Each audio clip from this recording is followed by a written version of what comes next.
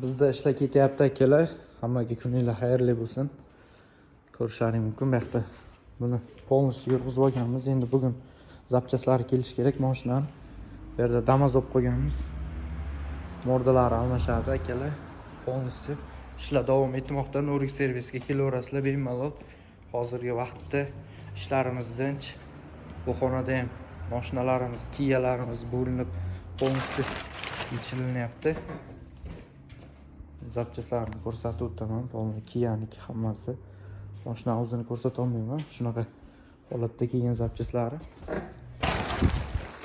Yoqda unisi garajimizda ham Gentra olib qo'yganmiz. Karnizlaridan o'darilgan. Uni videosini polni chiqaraman sizlarga. Keyin Shoh avtoblog akkauntimga bitta qiziqarli kontent olmoqchiman. Qanaqadir bir takliflar bo'lsa, bemalol yozib qoldiringlar akalar. Har doimgidek bitta akkuratniy, professionalniy, qiziqarli kontent olib bormoqchiman. Chiqarmoqchiman.